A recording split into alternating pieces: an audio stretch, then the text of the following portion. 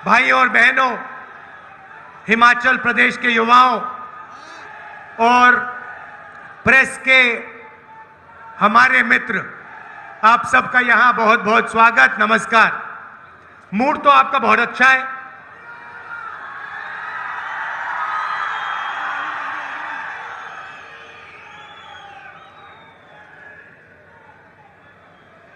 सुक्खू जी ने कहा कि हिमाचल प्रदेश में 40 साल मेहनत करने के बाद एक आम कार्यकर्ता, आम आदमी हिमाचल प्रदेश के चीफ मिनिस्टर बने हैं। अब मैं इसके बारे में दो चीजें कहना चाहता हूं। पहली बात कि मैंने अपनी आंखों से सुक्खू जी को मेहनत करते हुए देखा है, कांग्रेस पार्टी की विचारधारा के लिए लड़ते हुए देखा है। और दूसरी बात आपने कहा आम कार्यकर्ता, आम आदमी और आम कार्यकर्ता नहीं होता है, सब के सब लोग स्पेशल होते हैं। हर व्यक्ति की कोई ना कोई स्ट्रेंथ होती है और हमारे सारे के सारे कार्यकर्ता दिल से दिन भर मेहनत करते हैं। जब हमारी सरकार होती है, हमारी विचारधारा को प्रोपेगेट करते हैं। जब बीजेपी की सरकार होती है या दूसरों की सरकार होती है, तो हमारी जो विचारधारा है उसकी रक्षा हमारे सारे के सारे स्पेशल कार्यकर्ता करते हैं।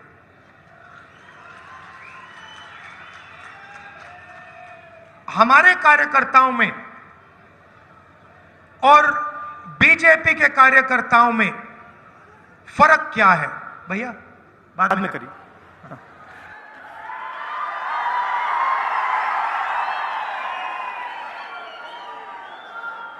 आपसे बातचीत करनी है, डायरेक्ट कर रहा हूं।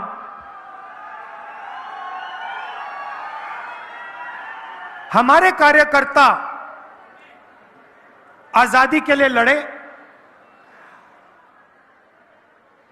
हमारे लाखों कार्यकर्ता जनता की आवाज बनकर आजादी की लड़ाई लड़े और देश के लोगों के साथ मिलकर हमारे कार्यकर्ता ने देश को यह संविधान दिया है। ये संविधान कोई मामूली किताब नहीं है। और कहा जाता है कि ये आजादी के बाद कॉन्स्टिट्यूशन बना, मगर अगर हम थोड़ी सी गहराई में जाएं तो पता लगेगा कि इस कॉन्स्टिट्यूशन की, संविधान की सोच हजारों साल पुरानी है। हिंदुस्तान के महापुरुषों की सोच इस कॉन्स्टिट्यूशन में है और ये हिंदुस्तान की, भारत की बहुत पुरानी आवाज है।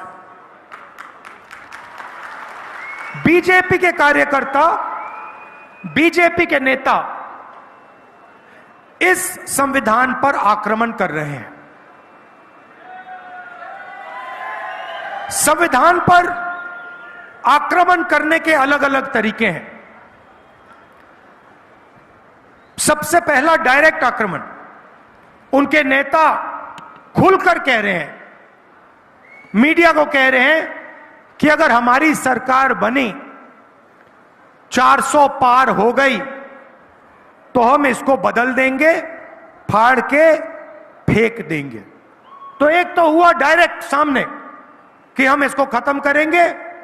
कांग्रेस पार्टी कहती है ये देश की आवाज है, वो कहते हैं नहीं, हमें ये नहीं चाहिए, देश की आवाज नहीं होनी चाहिए, सिर्फ नरेंद्र मोदी की आवाज होनी चाहिए। मतलब आपने सुना, अपने कानों से आपने सुना।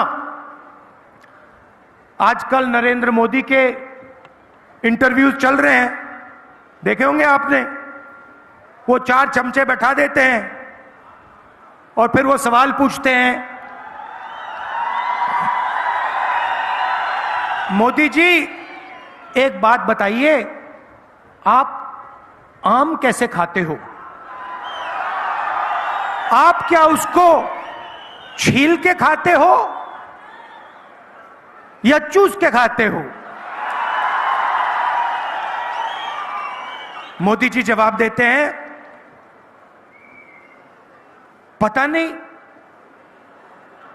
सब कुछ अपने आप होता है। मैं बाकी हिंदुस्तान जैसे मैं बायोलॉजिकल नहीं हूं। बाकी हिंदुस्तान खेती करता है, मेहनत करता है, मुझे तो परमात्मा गाइड करते हैं।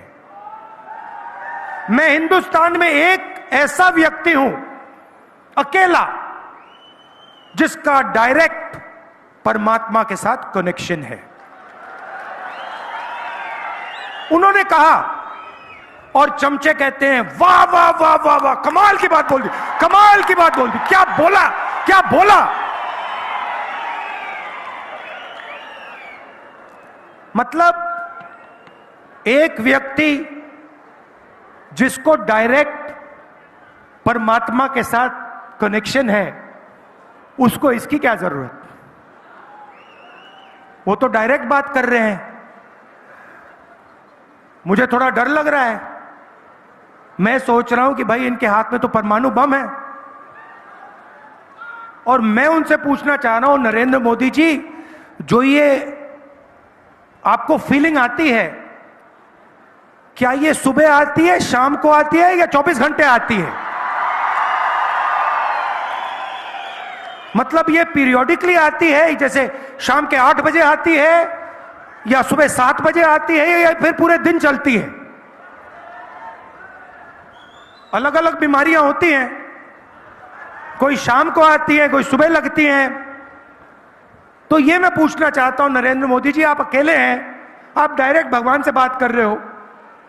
अच्छा, अगर एक दिन सुक्खू जी मेरे पास आए, बंद कमरे में मुझे कह दें कि राहुल जी, मेरा डायरेक्ट परमात्मा से कनेक्शन है, मैं उनसे कहूंगा, सुक्खू जी ये सब ठीक है, हिमाचल की जनता को बाहर जाके मत बोल देना, बड़ी प्रॉब्लम हो जाएगी।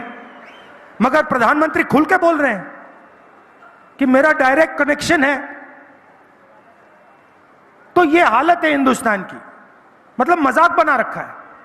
मैंने इनको कहा कि ये हमारे मित्र हैं, मीडिया के मित्र हैं, मगर ये हमारे मित्र हैं नहीं, अदानी के मित्र हैं।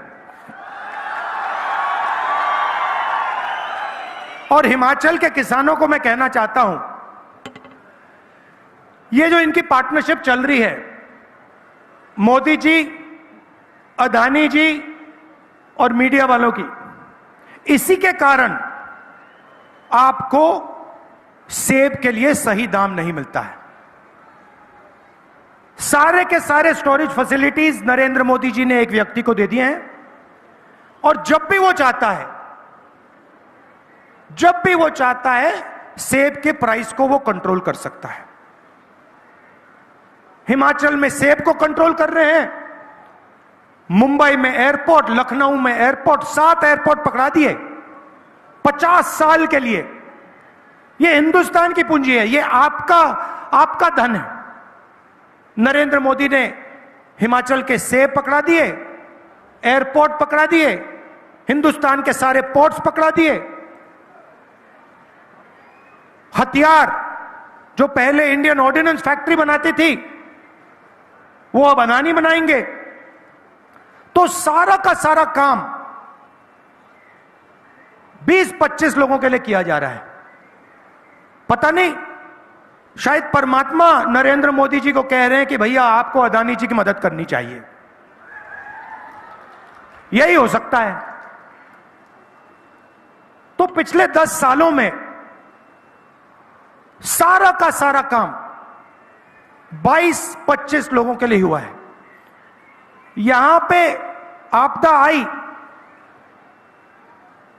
हिमाचल प्रदेश ने प्रधानमंत्री से सपोर्ट मांगी।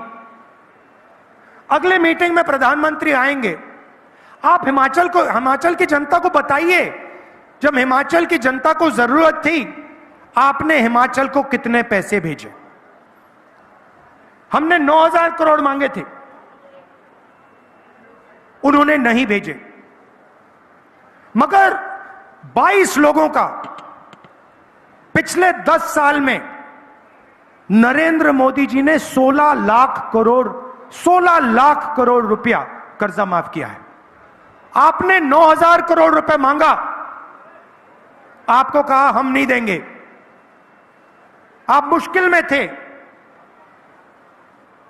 22,000 परिवारों को नुकसान हुआ, सब कुछ खो गए, और प्रधानमंत्री कहते हैं हम आपको नहीं देंगे। आपको 9,000 करोड़ नहीं दिया, उनको 16 लाख करोड़ रुपए दिया। मतलब अगर आप साल का मनरेगा का पैसा लें, 24 साल मनरेगा का पैसा उन्होंने 22 लोगों को पकड़ा दिया। हमने किसानों का कर्जा माफ किया था यूपीए के टाइम, 24 साल अगर आप उस कर्जे को माफ करते किसानों का, उतना बनता है 16 लाख करोड़ रुपए, और ऐसे ही दे दिया। उसको कहते हैं विकास। और जब हम मनरेगा देते हैं, भोजन का अधिकार देते हैं, किसानों का कर्जा माफ करते हैं, मीडिया वाले कहते हैं देखो किसानों की आदत बिगाड़ रहे हैं, मजदूरों की आदत बिगाड़ रहे हैं, गरीबों की आदत बिगाड़ रहे हैं।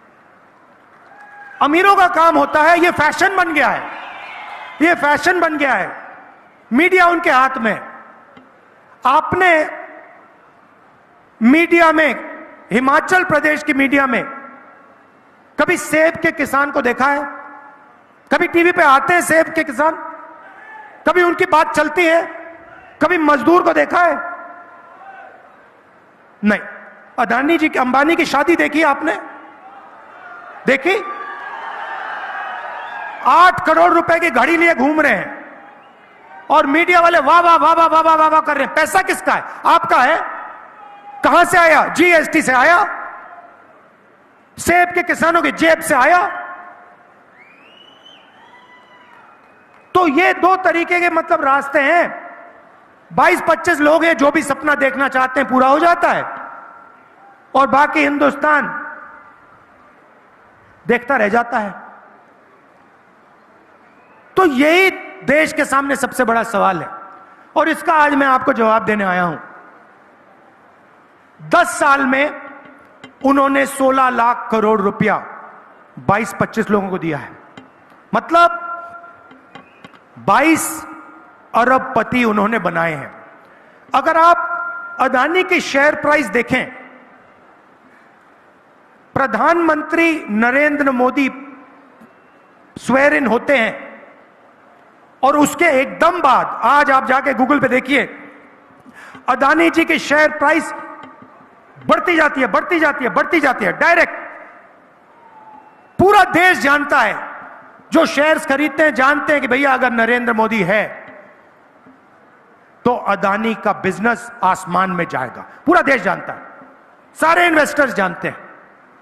तो इन्होंने 22 अरबपति बनाए।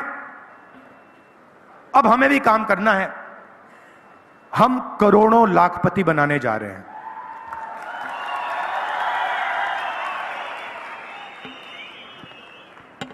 देश के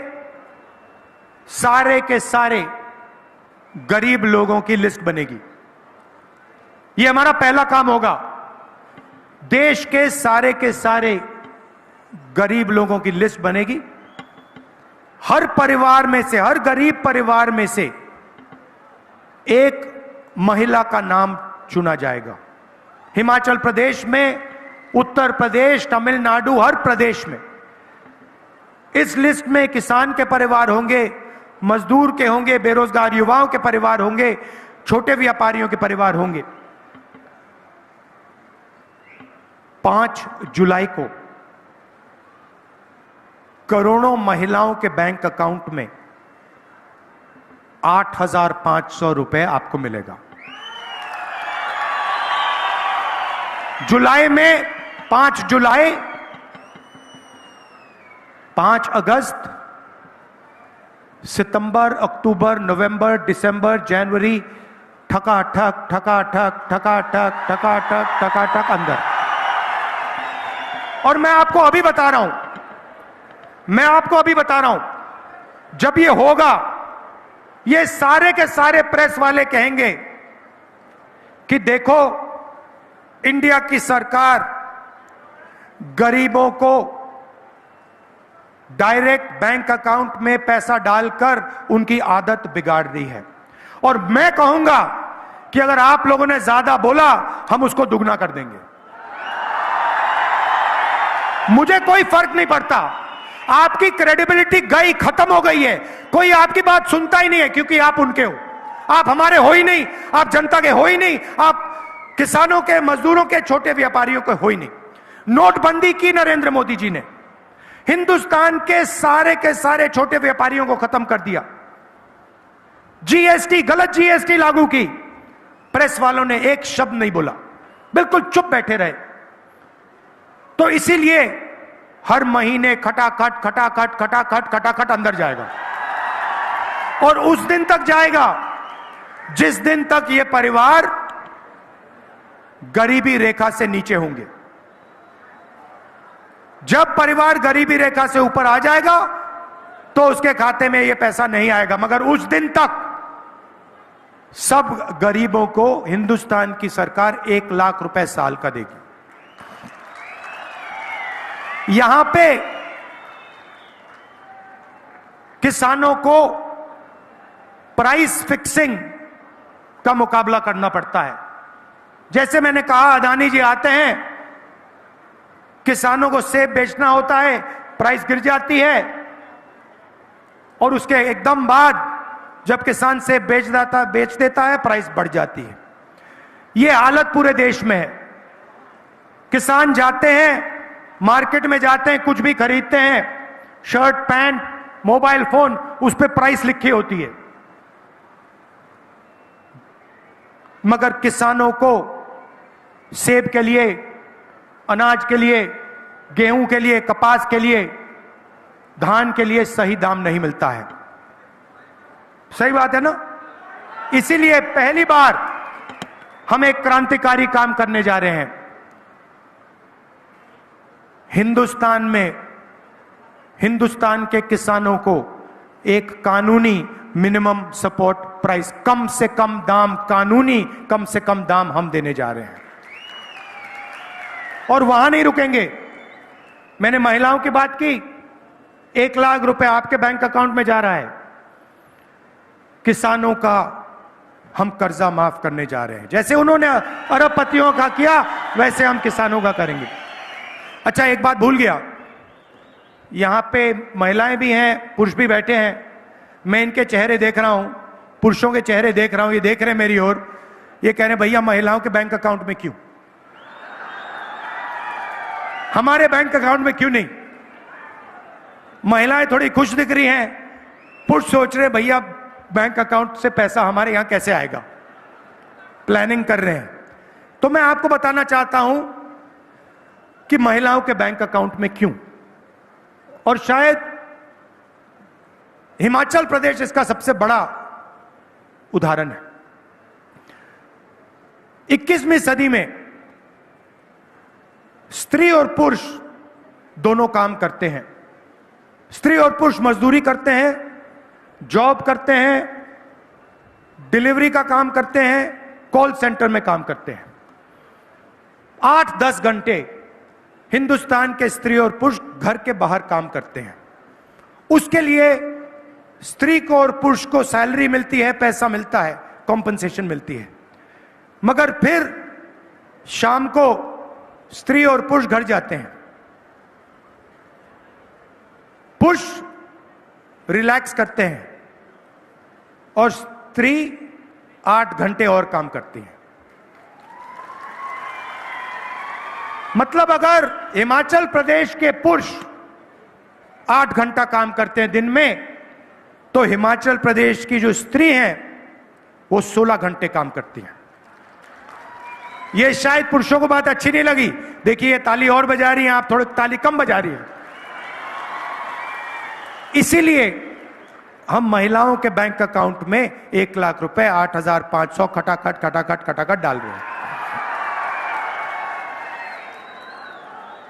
मगर मैं जानता हूं कि अंत में प्रेशर डाल के आपके बैंक अकाउंट से ये लोग पैसा उठा के ले जाएंगे, तो इनको भी फायदा होगा।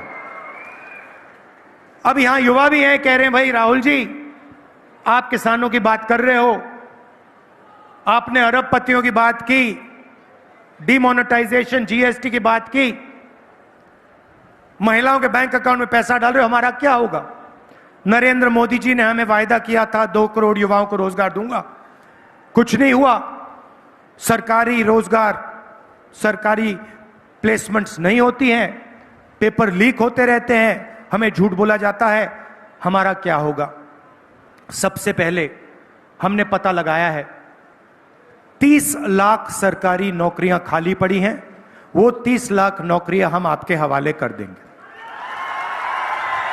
मैं आपको 2 करोड़ का झूठ नहीं बोलूंगा, हमने पता लगाया है, जो हम कर सकते हैं मैं आपको बोलूंगा। तो 30 लाख सरकारी नौकरियां हम आपके हवाले कर देंगे। दूसरी बात,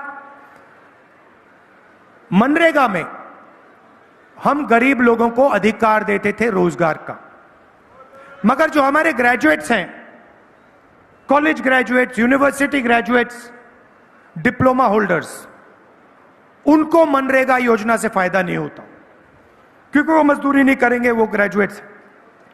तो अब हम हिंदुस्तान के ग्रेजुएट्स के लिए एक नया अधिकार लाने जा रहे हैं। इसका नाम है पहली नौकरी पक्की अधिकार। Public sector, BHEL, HAL, private sector, बड़ी बड़ी कंपनियों में, सरकारी ऑफिसेज, सरकारी अस्पताल, सरकारी कॉलेजेस, यूनिवर्सिटीज में हिंदुस्तान के बेरोजगार युवाओं को यह अधिकार मिलेगा। 1 साल की नौकरी आपको पक्की मिलेगी, बेहतरीन ट्रेनिंग इन कंपनियों में, ऑफिसेज में आपको मिलेगी, और हर महीने आपके बैंक अकाउंट में खटाखट 8,500 रुपए जाएगा। 1 साल में आपके बैंक अकाउंट में 1 लाख रुपया जाएगा। महिलाओं के बैंक अकाउंट में, बेरोजगार युवाओं के बैंक अकाउंट में, किसानों के बैंक अकाउंट में।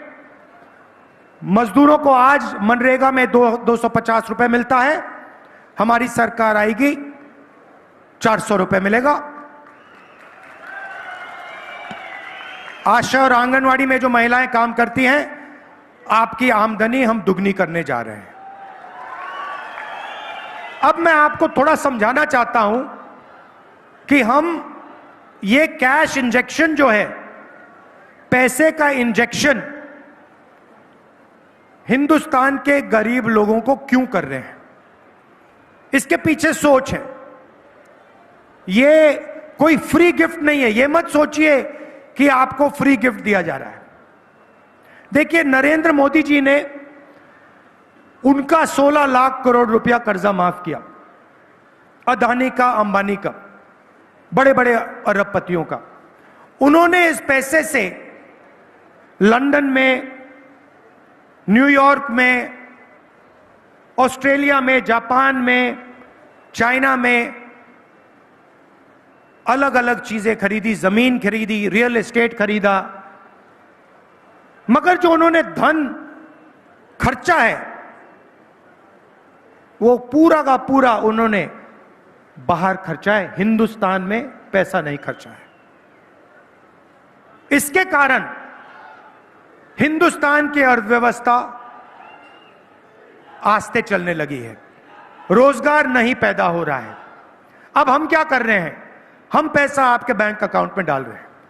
आप इसको अमेरिका में नहीं खर्च करोगे, जापान में नहीं खर्च करोगे, आप इसको हिमाचल प्रदेश के गांव में, कस्बों में, शहरों में, शिमला में, बाकी प्रदेशों में इसको जाके खर्च करोगे।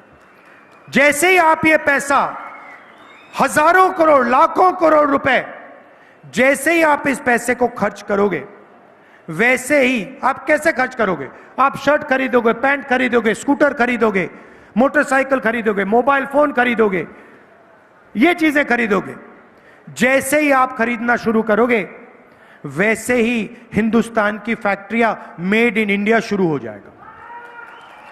और उन्हीं फैक्ट्रियों में जिन बेरोजगार युवाओं को हम ट्रेनिंग दे रहे हैं, जिनके बैंक अकाउंट में हम 1 लाख रुपए डाल रहे हैं, उन्हीं फैक्ट्रियों में मेड इन इंडिया वाली, सच्ची मेड इन इंडिया वाली फैक्ट्री में उन्हीं बेरोजगार युवाओं को रोजगार मिलने जा रहा है। तो एक प्रकार से जैसे मोटरसाइकिल स्टार्ट होती है, पहले आपको फ्यूल टैंक में पेट्रोल भरना पड़ता है, वैसे ही हम हिंदुस्तान की अर्थव्यवस्था में पेट्रोल फ्यूल डाल रहे हैं। आपके जेब में फ्यूल डाल रहे हैं, उसके बाद हिंदुस्तान की अर्थव्यवस्था चालू होगी और एक बार फिर जो पहले रोजगार होता था वो एक बार फिर आपको मिलेगा। तो ये हमारी प्लानिंग है। मैं आप सबका दिल से धन्यवाद करता हूं। देखिए, यहां आपदा आई, हमने, हिमाचल प्रदेश की जनता ने आपके चीफ मिनिस्टर के माध्यम से 9,000 करोड़ रुपए मांगे थे। उन्होंने ये पैसा आपको नहीं दिया, मना किया।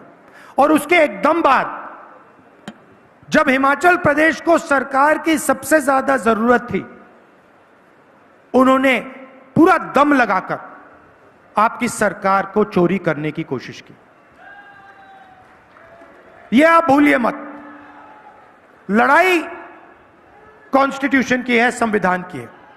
जो भी आपको मिला है, आपको स्टेट मिला ना, जो आपको हिमाचल प्रदेश स्टेट मिला, वो इस कॉन्स्टिट्यूशन की देन है। इस कॉन्स्टिट्यूशन के बिना हिमाचल प्रदेश प्रदेश ही नहीं बन सकता था। इसीलिए इसकी रक्षा करनी है।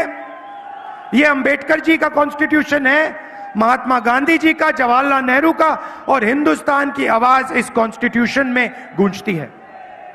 मैं जानता हूं हमारे कार्यकर्ता इस कॉन्स्टिट्यूशन संविधान के लिए लड़ेंगे और यहां पे हिमाचल प्रदेश में चारों की चारों सीट कांग्रेस पार्टी को आप दिलवाने का काम करेंगे।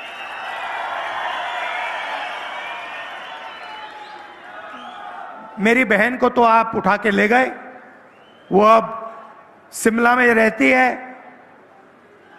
ये याद रखिए कि हम दोनों, प्रियंका और मैं, दिल्ली में आपके सिपाही हैं। सुखी जी और कांग्रेस पार्टी की टीम हिमाचल प्रदेश में आपके सिपाही हैं। दिल्ली में लोकसभा में मैं आपका सिपाही हूं, प्रियंका जी आपकी सिपाही हैं। आप सबका दिल से बहुत बहुत धन्यवाद। नमस्कार, जय हिंद, जय हिमाचल।